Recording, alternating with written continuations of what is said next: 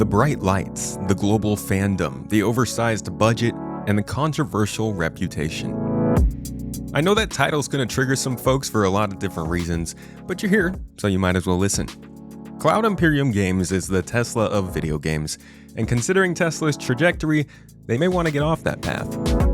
Back when it first started exploding in scale after the launch of the Model S, Tesla proved that infrastructure and platform was a strong enough moat to give them some space to breathe as they progressed, benefiting from an issue that every other manufacturer would have to grapple with over the next decade for wider scale success. Jump forward 12 years and the competition is now outpacing them in almost every way. CIG has also focused on the tech and platform to launch their own true goals, building a custom game engine with many original devs from the CryEngine, launching more than 150 super detailed ships, creating a funding model that cannot be matched. CIG has built their own moat, and it's allowed them to barely seemingly acknowledge other games in the genre. But things can always change if you get complacent. From the showmanship to the missed deadlines, the referral programs to even the fact that both companies have developed their initial offerings on another company's platform, for better and definitely for worse, these two companies have a lot in common, though we're still waiting to see a finished product from CIG. In today's supporter exclusive, originally released in February, I'm taking a different angle as we look at the company behind Star Citizen Squadron 42 and how it can avoid squandering the early lead in the market it has given itself. Thank you for coming to my Tomato Talk.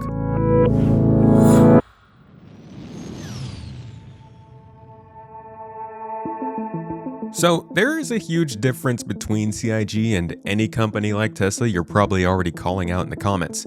Tesla has actually released a product, so yeah, this isn't a one-to-one comparison. But do you know how Tesla released their first product? They used the Lotus Elise platform, a beautiful car I might add, and they rebuilt a massive portion of it to basically make it their own car. They didn't have the capital or infrastructure to do it themselves.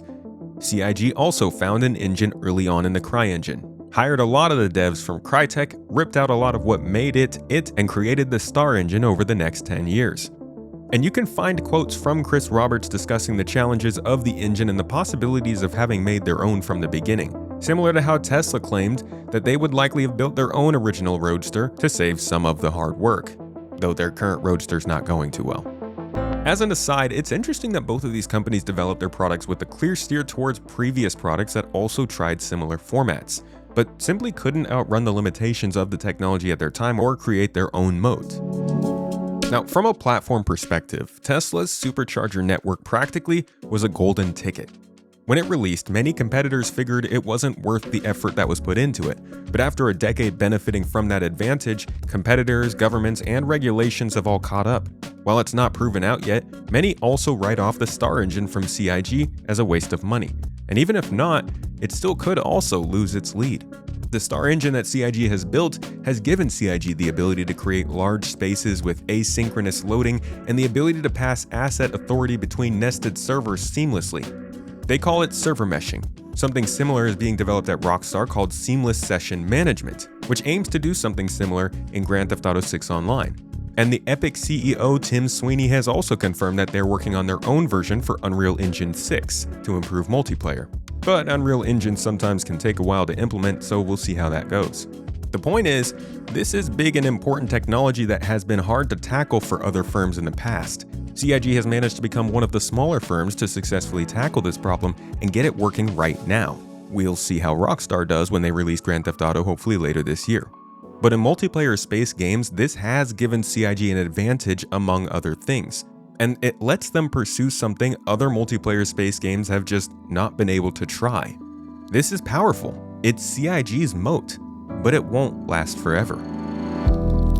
Going back to similarities, coming out of nowhere with tech like this that solves a problem many people are facing is guaranteed success. We've seen it many times before, from Nvidia to Netflix to Apple. All encounter their own problems, but there are also some similarities between these tech disruptors here. Creating large events and opportunities for customers to come out and try or see whatever it is that you're working on at your company, even if it's not quite ready yet. You'll sometimes find referral programs like both what CIG and Tesla have, rewarding you for bringing new folks into the fold, which can get a bit pushy at times. needling in on an obvious need in the market and disrupting it with that tech-forward, but perhaps unorthodox mindset aimed at a relatively niche or underserved customer, and then doubling down on building an identity in your fans linked to the potential and possibilities of what you are building before it's even built. It's like the tech company playbook. But besides that, many game companies also host major showcases on big stages with fanfare and marketing, and sometimes even celebrities. Many companies are doing this more often nowadays, but very few do it time and time again at their own venues, with fans coming from all around the world to listen to explanations of what's to come that more often than not doesn't actually meet its deadline. Oftentimes, an upcoming product will be demoed and have some impressive moments, but also some somewhat embarrassing ones. Did you die?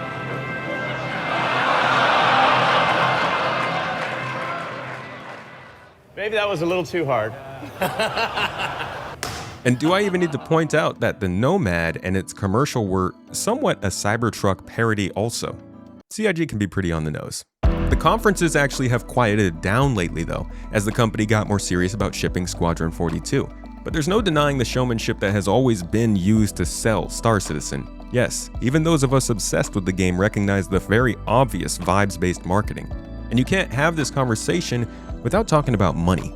Both CIG and Tesla have churned through gargantuan amounts of it that many would say is unnecessary for their respective fields. Though again, the scale of an international car company to a video game company with no games released can't go unmentioned here.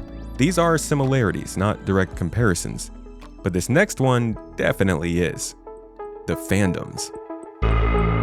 I've long time been parts of both of these fandoms and recognize very readily that they share a lot of things in common. The feeling of being a part of the building process, holding the line, the story of the whole thing as being part of the journey, building a game that other publishers are too scared to build, taking on electric cars when the big giants won't jump.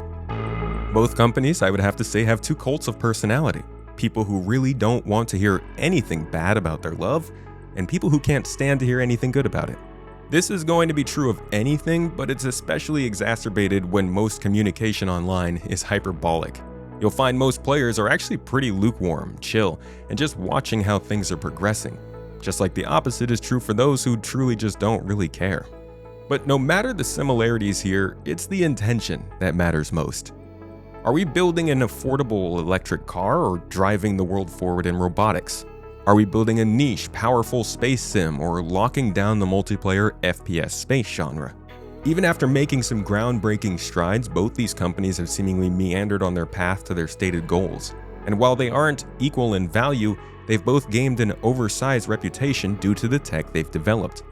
The reason I'm even bringing up Tesla is not to argue about cars, obviously. It's to show how a tech-first company that finds itself with some space to flex can lose the plot once the success, the hype, and market pressures start pulling in the other way. Squadron 42 is supposed to release this year. As of the time of writing this video in February 2026, we still expect this company to finally release its first product after spending years experimenting on and transforming a third-party platform, hyping people up to no end, putting on demonstration after demonstration, and pushing things back a few times. A lot. Their first true major moment is upon them, and you'd be remiss to think the risks end there. There are problems that we've noticed with Star Citizen that could continue past this year if they don't heed some other stories we've seen. I'm not gonna lie, we all know there is a type of person that's more likely to buy an EV, just like there are people that are more likely to spend a lot of time in a space game. The battle is always raging over what kind of game Star Citizen is, PvE or PvP, Rust in Space or Call of Duty. A space sim or an arcade shooter, you name it, it's come up. We've all seen changes being made for the sake of making a fun game, but that's a spectrum that will slowly shave fans off over time the more you move across it. Don't do things that alienate your fan base at large. I think it's impossible to make everybody happy, but there are some key things that a tech company does to capture its audience and that it generally messages on trying to strive for. In Star Citizen's case, player interaction, an emphasis on planning, cause, effect, and consequence, systemic design that rewards players' skill, and of course, a lot of ships. Also deadly elevators. I think they've done a commendable job at sticking to this in the face of a more challenging game industry, but as time stretches on and distractions appear, I do hope CIG remembers what brought them to this point. Don't go making a movie before the game is even done. But something that's a little more immediate and in our face is the funding model, which is based heavily around pledges that reward ships. This has been a delicate balancing act that hasn't ever been perfect, and it's been leading to some ugly ship releases and some weird sales choices. While variants or ships that are similar to other ships aren't necessarily a bad thing, and putting ships back up for sale is totally reasonable, all of that can leave a bad taste in players' mouths when those ships are being sold broken, or when they're missing core functionality compared to their peers. There are a lot of amazing ships in Star Citizen as it is. Don't start releasing ships just to be releasing ships.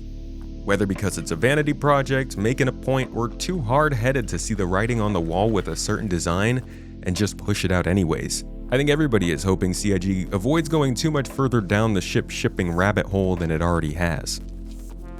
Tesla set out with a goal, but over the years the target has strayed from that goal as new interesting technologies grew. This has undoubtedly been a big part of Tesla's struggles, as it has with many before it. Don't lose focus.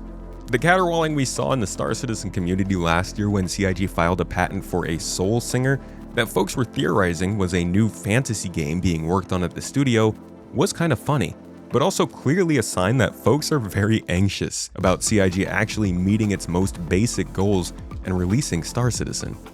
With the 1.0 release likely scaled back to provide more features later and get something out the door quickly, I use quickly lightly there. Despite originally wanting to avoid that release model, players are still going to for years be unsure if some of the more exciting ideas in Star Citizen's pitch will come to fruition. Exploring alien systems, visiting the Sol system, piloting their own fleet.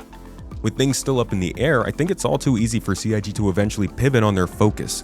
They've got a good vision for 1.0 and some great features planned for post 1.0 afterwards, but the video game industry is insane at the moment, and if Squadron 42 is a success, that changes the numbers. Tech companies are known to chase the next big thing, and while I'm not saying CIG will, I hope the future is very Star Citizen flavored for them.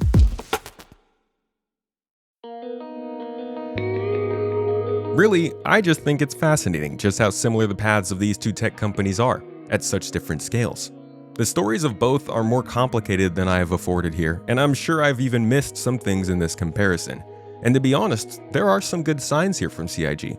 For one, Tesla's CEO offered the company some liabilities. I believe CIG's also can create some headaches for them, but for the most part, CIG has been successful at figuring out how to work around that, communicate separately, and drive perceived value towards the project and the product, rather than the one person.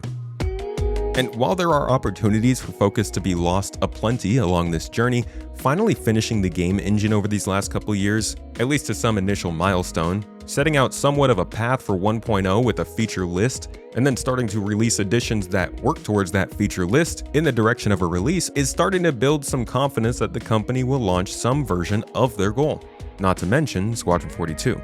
And despite the growing corporate feel of the company as it has exploded from dozens to almost 1,000 employees, it still carries a very strong link to the community. Lots of meetups, weekly communication, Q&As, developers communicating every day with players in and out of the game, and the public financial releases we get every year, they've all helped a little bit, and I think they've kept that community spirit alive. Without shareholders or some publisher, you still have to keep your customers happy to keep going. But once Squadron 42 releases and Star Citizen 1.0 lands, things could change. My goal for this video was really just acknowledging something interesting I noticed, and hopefully present it in an interesting way. I don't think many other companies in the industry have the freedom to act like this, so CIG kind of fits the bill. This is what I like to do for my supporter videos, something a little more opinionated, maybe a little bit hot, as a little thank you for making this possible. I release a new one every month that goes public later in the year, and if that's something you're into and want to support the growing family, if I time this right, it should be coming out right around the time of the little cherry tomato's birth. You can sign up below to join us on the journey, see our live podcasts, and our trash-talking chat room on the side. Or you could just subscribe here to follow along with how the progress on this whole project is going throughout the years. Whatever you do, I hope you learned something new with this video. Thank you so much for watching until the end, and I'll catch you in the next.